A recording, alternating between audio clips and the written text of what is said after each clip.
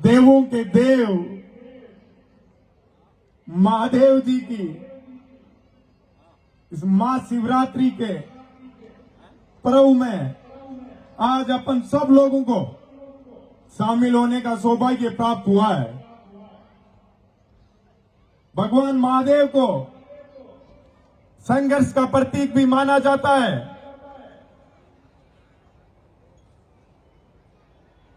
आज अपन उन सभी देवी देवताओं की पूजा करते हैं जिन्होंने समाज में बुराइयां खत्म करने का कार्य किया। भगवान महादेव तो वो भगवान है जिन्होंने कई अवतार लेके समाज के अंदर बुराइयों को खत्म करने का कार्य किया। महाराष्ट्र के अंदर इस पूर्णा की धरती पे राजस्थान के तपते हुए धोरू से आप लोग यहां आए, खून पसीना बहाके आज यहां के उद्योग धंधों में विकास में आप लोगों ने अपना अहम योगदान दिया है। यहां के लोगों को, यहां की धरती को अपनी मातृभूमि मानते हुए, यहां के लोगों को अपना परिवार मानते हुए आप लोगों ने सेवा किए, उद्योग धंधे करके इस बेरोजगारी के जमाने में सैकड़ों लोगों को रोजगार देने का कार्य किया है। ये संपूर्ण मारवाड़ के लिए बड़ी खुशी की बात है कि आज जाट समाज के लोग मिलके इतना बड़ा आयोजन कर रहे हैं। अपन लोगों को भी सीखना चाहिए कि जिस प्रकार से भगवान महादेव ने जब समुद्र मंथन हुआ था और जब बात आई थी जहर पीने की, तो सबने अपने पांव पीछे कर लिए। भगवान महादेव ने खुशी खुशी उस जहर को पी लिया। किसके लिए?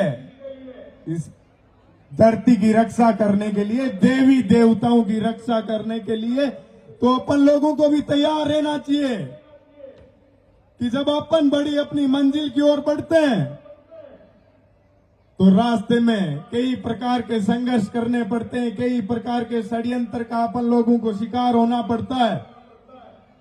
लेकिन आगे बढ़ना है तो जहर के घूंट तो आप लोगों को पीना ही पड़ेंगे। तो संघर्ष से कभी हार नहीं माननी चाहिए, संघर्ष मजबूती से करना चाहिए। राजस्थान से सैकड़ों किलोमीटर आप लोग यहां महाराजा छत्रपति शिवाजी की धरती पे आके मजबूती से उद्योग धंधे किए हैं, समाज में नई मिसाल पेश की है। जिस प्रकार से महाराजा छत्रपति शिवाजी अपनी मातृभूमि से प्रेम करते थे, आप लोगों को भी ठानना चाहिए। जिस गांव, जिस ढाणी से आप लोग आते हो, उस गांव ढाणी को भूलना नहीं है। यहां आके बड़े उद्योगपति तो आप लोग बन रहे हो, लेकिन कितने उन गरीबी रेखा से नीचे आने वाले लोगों को ऊपर उठाते हो, जो उन गांवों के अंदर आपके रिश्तेदार हैं, आपके परिवार वाले हैं। भारत देश की स्थिति दिनों दिन पिछड़ती जा रही है। यदि उसका सुधार करना है तो अपन लोगों को, सबको मिलकर ये बात तय करनी पड़ेगी कि प्रत्येक व्यक्ति को गरीबी रेखा से निकाल के बड़ी मंजिल की ओर लेके जाना है। अपनी उपलब्धियां थोड़ी कम हो जाएगी, लेकिन यदि संपूर्ण समाज विकास करेगा तो अपना देश और प्रदेश विकसित होगा। ये जो स्थिति आज दिनों दिन पिछड़ती जा रही है, वो बढ़ती चली जाएगी। क्या आप लोग ये अपना महत्वपूर्ण योगदान दोगे? दोगे कि नहीं दोगे? जोर से आवाज आनी चाहिए, राजस्थान तक ये आप लोगों की आवाज जानी चाहिए कि हाँ, महत्वपूर्ण योगदान मजबूती से देंगे। योगदान दोगे? माताएं बहनें भी यहां बैठी है, राजस्थान से अपने प्रदेश गांव ढाणी को छोड़ के इस प्रदेश के अंदर अपने परिवार को पाल रहे हैं। उन तपते हुए दौरों से आप लोग यहां आए हो। आप लोगों के माता पिता के सपने आपसे जुड़े हुए हैं कि वो साइकिल पे घूमते हैं, लेकिन अपने बच्चों को इस काबिल बनाने कि हवाई जहाज में सफर करे, बड़ी गाड़ियां लाए। तो उन लोगों का भी अपन सबको ध्यान रखना है मजबूती से। माता पिता भगवान का रूप है। आज ये कलयुग का जमाना है। गांव ढाणियों से लोग जाते हैं, बड़े उद्योगपति बन जाते हैं। जो माता पिता इस दुनिया के अंदर आप लोगों को, हम लोगों को लेके आते हैं, इस कलयुग के अंदर कई लोग उन माता पिता का मूल्य भूलते जा रहे हैं। यदि अपन माता पिता की सेवा करेंगे तो इस समाज के अंदर आने वाले जो पीढ़ी होगी वही तो अपने को देख के अपनी सेवा करेगी। किसान परिवार के लोग संघर्ष से भली भांति वाकिफ होते हैं। किसान परिवार से आने वाले लोगों के संघर्ष खून में होता है। तो अपन लोगों के यदि संघर्ष खून में है तो अपने को आज जरूरत किस चीज की है? अपनी ताकत को जगाने की। लोकतंत्र के अंदर जनता भगवान का रूप होती है। तो अपन सरकारें आती है, सरकारें चुनी जाती है। अपन लोगों को सोचना समझना चाहिए कि सरकारें किस प्रकार की होनी चाहिए। आम जन के लिए, कमजोर वर्ग के लोगों के लिए जो सरकार कार्य करती है उसको अपन लोगों को लंबा चलाना है। मजबूत व्यक्ति तो अपने हक की लड़ाई खुद ही लड़ लेगा। जरूरत किसको है आज के समय में? समाज के अंदर उन लोगों को जरूरत है जो गरीबी रेखा से नीचे आते हैं, जो मजदूर है, कमजोर वर्ग से आते हैं। उन लोगों को मजबूत करने का कार्य करना है। आज इस कार्यक्रम से शिवाजी महाराज की धरती से अपन लोगों को आज सौगंध खानी चाहिए। संपूर्ण युवा शक्ति को ठानना चाहिए कि अपन अपने गांव के, प्रदेश के, देश के उस युवा पीढ़ी को आगे लाने का प्रयास करेंगे जो बेरोजगारी से पीड़ित है। उनको रोजगार देने का कार्य करना है। यदि देश के अंदर रोजगार मजबूत स्थिति पे रहेगा तो देश की हालात बड़ी अच्छी दिशा में जाएगी। मेरा तो ये भी मानना है कि अपन दिन प्रतिदिन यदि संघर्ष करके मजबूत मंजिल की ओर आगे बढ़ेंगे तो कोई माई का लाल पैदा नहीं हुआ जो अपने देश को कमजोर कर दे। ये बात अपन लोगों के जहन में होनी चाहिए। भगवान शिव संघर्ष का प्रतीक थे। समाज में उन्होंने बुराइयां खत्म करने का कार्य किया। उसी प्रकार से अपन लोगों को भी ठानना है कि नकारात्मकता खत्म करनी है और सकारात्मकता की ओर बढ़ना है मजबूती से।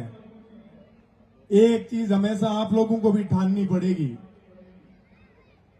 कि उन भाई बहनों को आगे लाना है जो शिक्षा से वंचित रह रहे हैं। आज भी इस सदी के अंदर भी शिक्षा से कोई वंचित नहीं रहना चाहिए। आज अपन लोगों के पास संसाधन और साधन तो खूब है, लेकिन उनका उचित दिशा में उपयोग नहीं हो पा रहा है। इसलिए ये बात ठानने की जरूरत है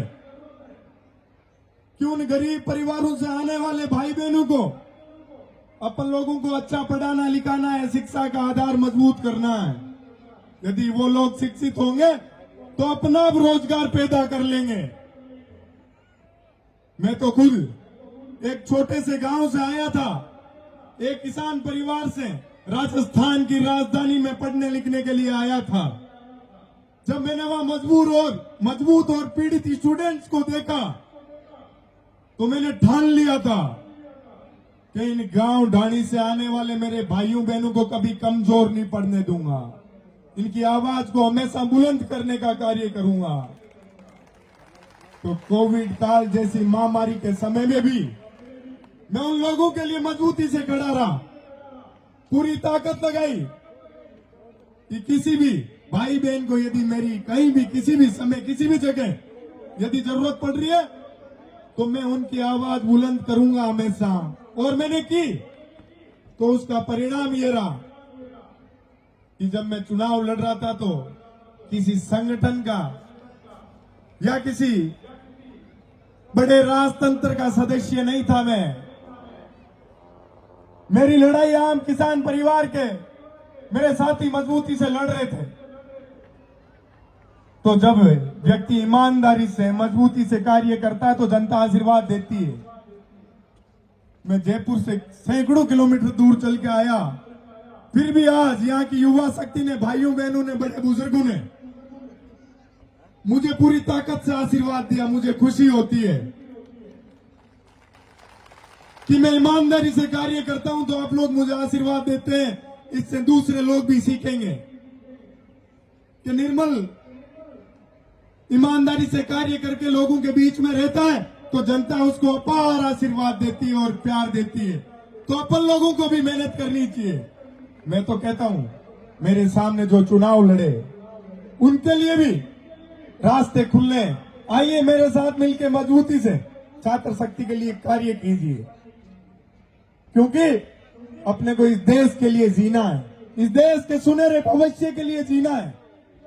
यदि ये अपन लोग ठान लेंगे तो राष्ट्रीयता की भावना जगेगी। अपन लोगों को गरीब परिवारों के लोगों से, उनकी भावनाओं से जुड़ के आगे बढ़ाना है उन लोगों को। साथियों, जब मैं पूना आ रहा था तो राजस्थान के अंदर भी मेरे आज 4-5 कार्यक्रम थे। तो उन लोगों ने कहा पूना में तो आपका एक ही कार्यक्रम है, यहां रह के हम लोगों के बीच आइए। तो मैंने उनको कहा आप लोगों के बीच तो हमेशा आता रहता हूं मैं। आज अपने मारवाड़ के लोग वहां याद कर रहे हैं तो उन लोगों के बीच पहुंचना इसलिए जरूरी है क्योंकि उन लोगों को भी कभी कहीं जरूरत पड़ेगी तो उनका हौसला मजबूत करने के लिए मैं पहुंच जाऊंगा। मेरे को ताकत मिलती है आप लोगों के आशीर्वाद से, और यदि आप लोग मेरे ऊपर मजबूती से आशीर्वाद रखोगे तो उस गरीब तबके से, कमजोर वर्ग से आने वाले प्रत्येक मेरे भाई बहन की आवाज को मैं हमेशा बुलंद करने का प्रयास करूंगा। क्योंकि मैं भी हमेशा याद रखता हूं एक छोटे से परिवार से आया हूं, छोटे से गांव से आया हूं।